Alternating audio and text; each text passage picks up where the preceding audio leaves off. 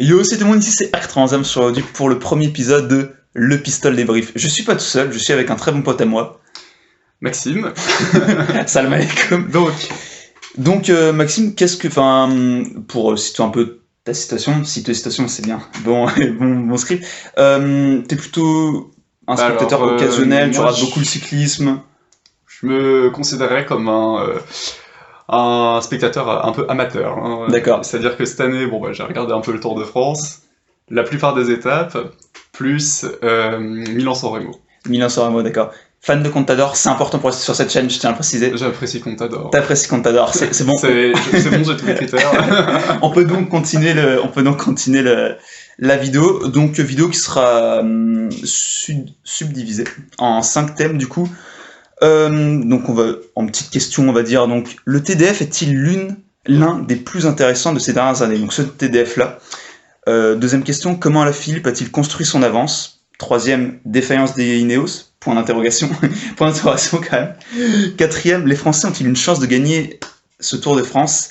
Et cinquième, on parlera du coup de vraiment, après ce sera vraiment personnel ce cinquième point, mais de l'émotion que ça nous procure à chacun, donc ce Tour de France.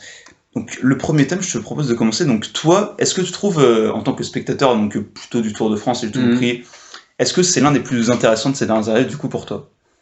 En tout cas, je pense que d'un point de vue, vive les coureurs français, je vais te dire oui, puisque ça faisait longtemps qu'on n'avait pas vu quelqu'un mener autant en général. Alaphilippe, c'est 10 étapes qu'il fait avec le maillot jaune, 8 d'affilée, je crois. Donc ça fait plaisir. Et donc moi, c'est ce qui me fait regarder, hein, on va pas se mentir. C'est vraiment parce que y a des Français qui sont bons cette année que je suis autant. Et puis de toute façon, ça se voit, hein. Si tu regardes les chiffres de l'étape d'hier, il y avait 7 millions de personnes sur France 2. Oh waouh! Il a l'audience et tout? J'ai l'audience, j'ai regardé. Bien. Je suis bien accompagné. Je suis bien non mais c'est vrai que, parce qu'on va pas se mentir, quand moi aussi j'ai mes chiffres du coup. Juste pour parler du classement général, parce que je pense que c'est ce qui nous fait tous suivre vraiment le classement général de Alaphilippe et Pinot. On se rend compte quand même qu'en 2015, à la même période, donc c'est au soir de la 15e étape, on a Froome avec 3,10 d'avance sur Quintana et 3,32 sur Van Garderen. En 2016, t'as Froome avec 1,47 sur le second.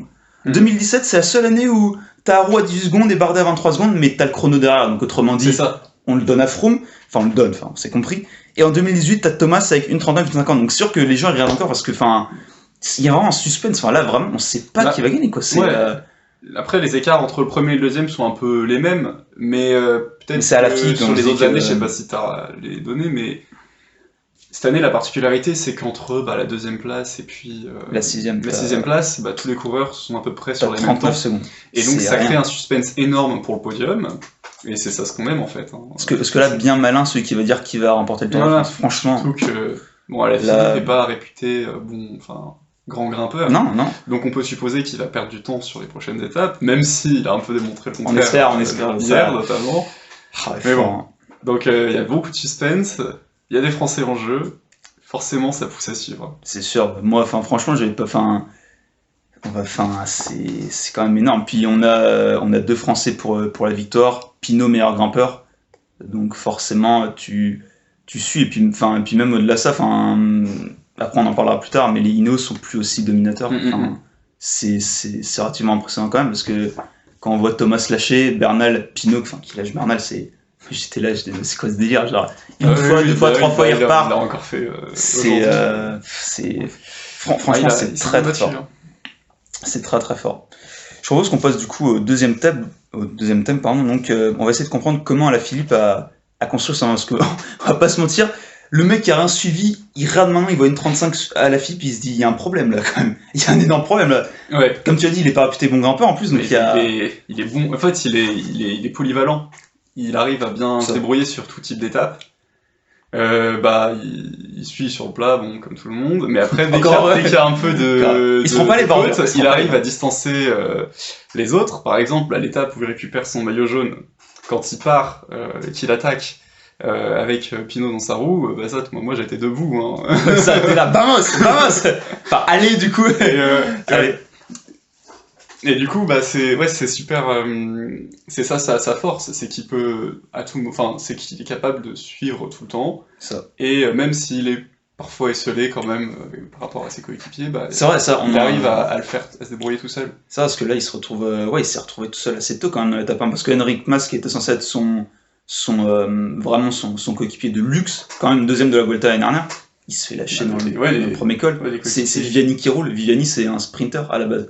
Comme celui, t'as Desmarques qui roule pour Pinot, Desmarques qui n'est pas là, mais c'est relativement impressionnant quand même. Et puis, il était assez solide pour appuyer, donc ce que tu dis, il est un peu polyvalent. Moi, je me suis amusé à calculer les classements par type d'étapes, donc les contre-la-montre, les étapes de vallon, les étapes de montagne, sachant que les étapes de sprint, normalement tout le monde finit ensemble.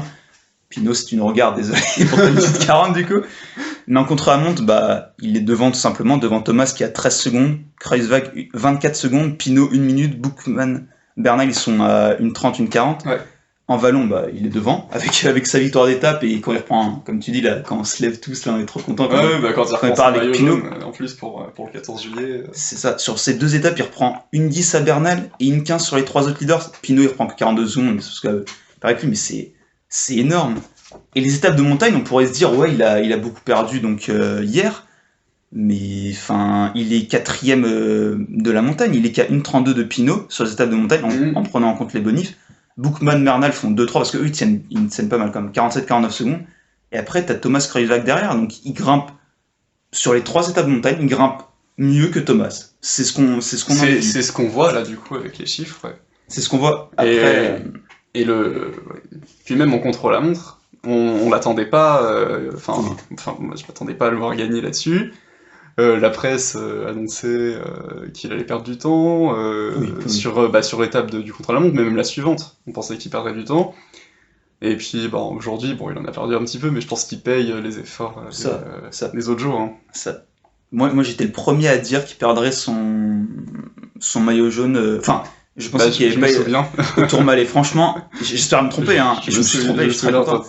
T'entends de le dire. Mais franchement, c'est très impressionnant parce que et je pense qu'il se surprend, il nous surprend, et on va pas se mentir, on kiffe. Quand on voit les écarts, c'est monstrueux parce que il y a quand même plein de grimpeurs derrière qui lâchent, faut pas l'oublier. Rich Porte, c'est pas un guignol. T'as Ouran, il a quand même fait deuxième du Tour de France 2017, c'est pas des guignols qui lâchent avant. Il est meilleur quoi.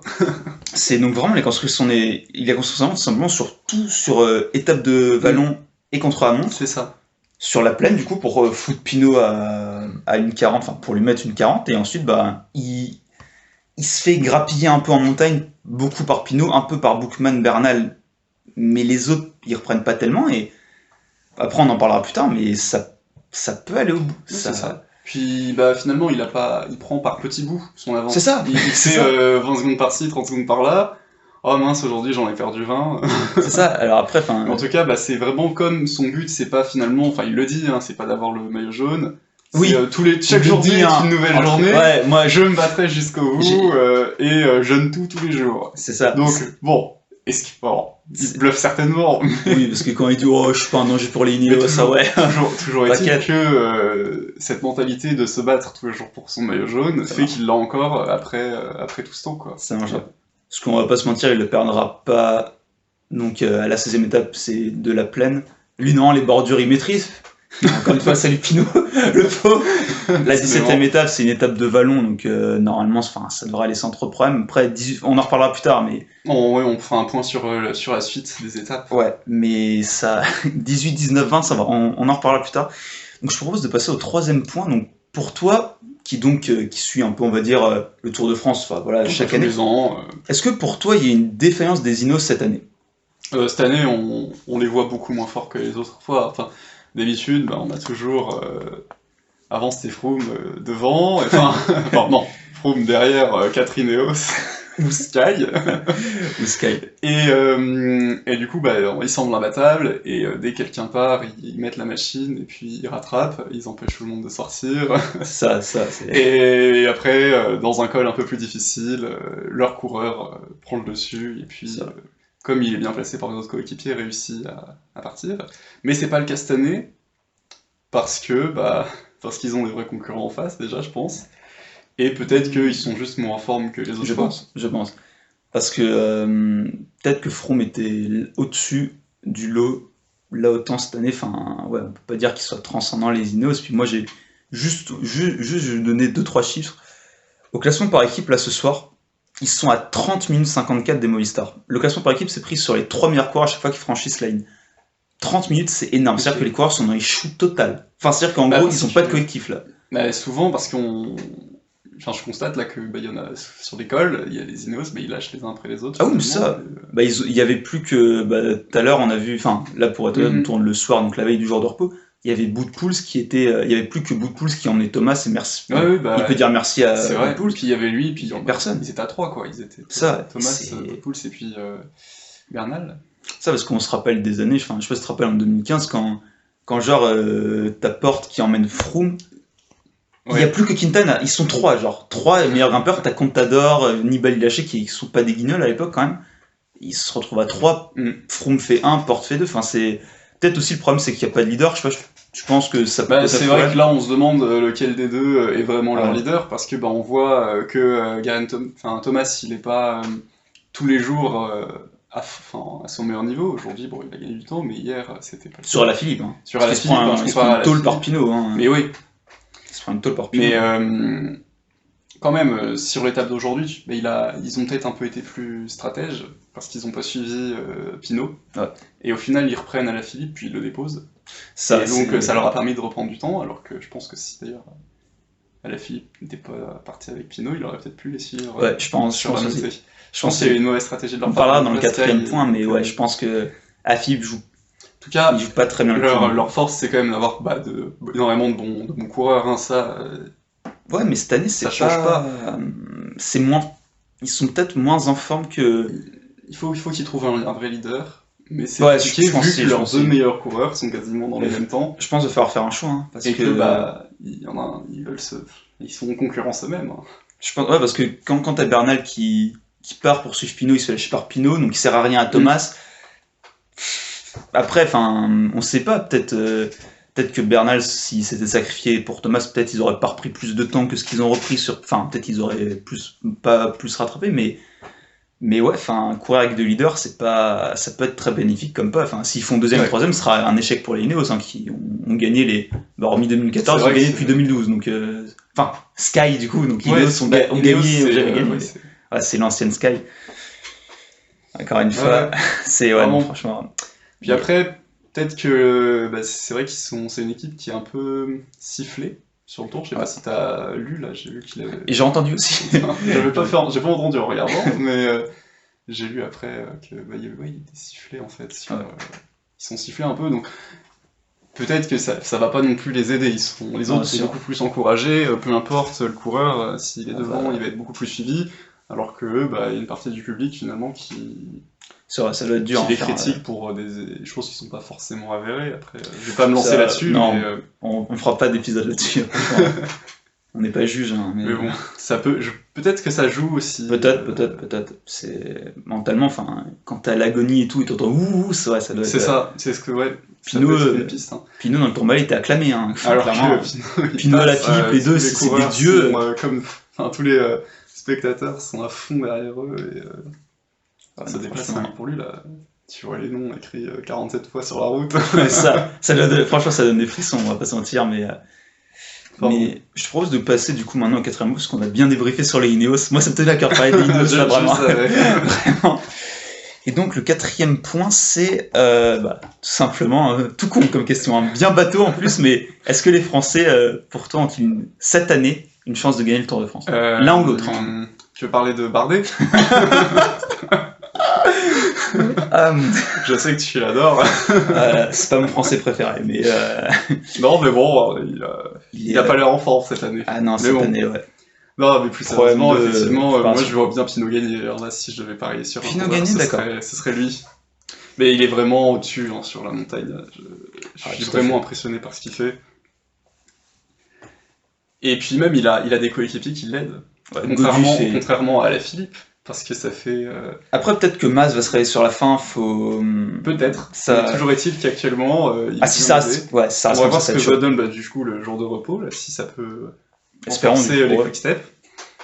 Mais voilà, leur avance, elle a diminué, et Pinot, il remonte sur tout le monde. Il avait fait un bon contre-la-montre aussi. Ouais. Il avait gagné des places à ce moment-là. Il a encore regagné du temps en gagnant hier. Et aujourd'hui, pareil, deuxième place qui a fait progresser au général. Non, parce que maintenant, il est que 4ème à 1,50, soit 15 secondes de Thomas, qui est... 15 secondes sur Thomas, c'est rien. Il en a repris je sais pas combien là sur les 2 dernières étapes, donc c'est... Non, il y a espoir. Puis... Moi, je partageais sur quelque chose. Enfin, oui, je pense que c'est un Français qui a gagné. Tu sais pas encore lequel. T'as pas porté Parce ton que choix. moi, là, pour être honnête, on a travaillé un peu les sujets et tout, et donc j'ai pris ce sujet, je me suis dit, voilà pourquoi Pinot prendrait le temps, voilà pourquoi Alaphilippe en perdrait. Donc je me suis intéressé au col du coup. Et au col, on se rend compte qu'on a donc l'étape 18 qui finit par 2 hors catégorie, mais en descente. On sait qu'Alaphilippe descend hyper bien, c'est un des meilleurs descendeurs du monde, donc autrement dit, il peut boucher 30 secondes, 1 minute sur... C'est ça. L'étape 19, ça finit par un col première catégorie. Et l'étape 20, c'est fini par un catégorie l'étape aussi. 19, c'est l'Iseran, là c'est Tignes. L'étape 19, c'est Tignes. Ah oui, pardon. L'étape 20, c'est Val Thorens. Val Thorens. Je sais pas comment. Ouais, Val Thorens. Comment c'est Albertville. Non, mais c'est Val Thorens. Mais la montée de Val Thorens, elle est longue. Hein. Ouais, c'est 33 bornes 4 à 5,5. Et puis, ouais. Et donc, en plus, le début est très raide sur la montée de Valto. Et puis, la fin, elle est à 7%. Et surtout, à plus de 2000 mètres d'altitude. Ah oui, c'est haut. 33 bornes 4. Ça va beaucoup jouer, l'altitude, parce qu'il y a un col à 2700 mètres sur une autre étape. Peut-être, j'ai pas je crois que c'est l'étape d'avant, ils font un col à 2700 mètres. Et c'est juste le plus haut où ils vont aller cette année. Et on sait pas comment ils vont réagir, comment les organismes vont réagir à cette altitude-là. Parce que tu peux vraiment... tu peux sauter, mais... à cette altitude, t'es essoufflé, hein, même si t'es un coureur... Ah oui, non, mais sûr. Après, c'est très difficile à dire parce que on se passe, 1,50 du coup sur Pinot, parce que moi je pense que Thomas il gagnera pas cette année. Notez bien ce que je dis dans les commentaires. Je suis d'accord avec toi, je le sens pas très gagné, mais je me méfierais plus de Bernal. Bernal qui est à 12 secondes de retard Bernal, il tient mieux. Pinot. Je trouve qu'il tient peut-être un peu mieux sur les étapes. Bon, ça change d'une journée à l'autre. Hein, mais... Ah oui, tout à fait. Mais du coup, Pinot ou Alaphilippe, parce que Pinot il va reprendre du temps, Alaphilippe va en perdre. Bref, c'est les vases communicants, il faut voir combien il va en rattraper. Mais parce que pour moi, Alaphilippe, franchement, ce qu'il a montré sur les 2 étapes de montagne, c'est monstrueux. Mais c'est monstrueux. Plus que solide. Moi, je m'attendais il a fait plus que défendre. Ouais. Donc, et s'il tenait, c'est ça la question maintenant. Et s'il tenait, parce que le jour de repos, l'étape 16, ça sera, je pense, pas très nerveux. L'étape 17, c'est donc l'étape 16, c'est celle qui fait Nîmes. C'est ça, c'est ensuite, du plat. Ils partent du pont du Gard et ils vont vers les Alpes, mais il n'y a pas de côte sur celle-là. Comment ? Il n'y a pas de côte sur... Mais en gros, c'est du vallon, ça monte, je crois, le max c'est 3ème catégorie, ça finit par une descente, il me semble. Donc, normalement, aucun favori ne devrait perdre du temps. Je le vois pas attaquer, parce que Alaphilippe, encore une fois, il a repris beaucoup de temps sur ces étapes de vallon. Lui, il aurait attaqué dans le final, sur une petite côte dans le final, comme il a fait... Et s'il attaquait, pourquoi pas attaquer pour reprendre quelques secondes? Parce qu'il aurait eu le temps de se reposer, en quelque sorte, sur les autres étapes. Là, normalement, encore une fois, demain, donc après le jour de repos, ça devrait être une récup.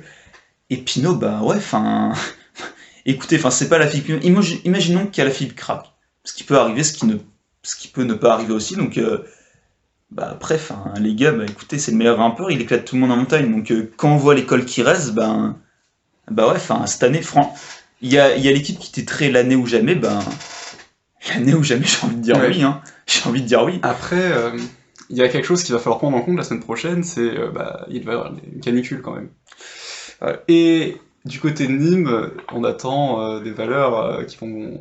je vais pas trop le détail, mais bon, on parle de 40 degrés par endroit. Après Nîmes, ça va, c'est qu'à Nîmes, ça... mais même...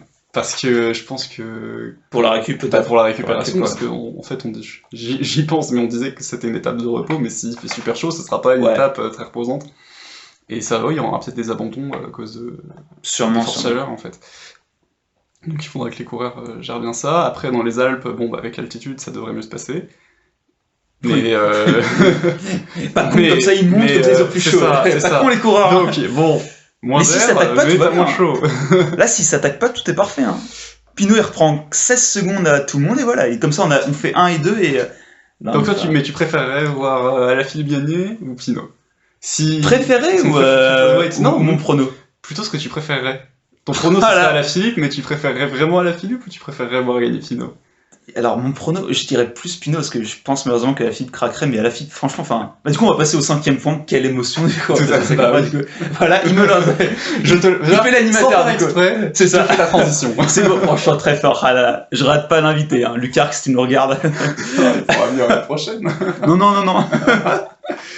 Ah, non, blague à part. Alors, je pense que c'est Pinot. Mais attention, j'adore les deux. Hein.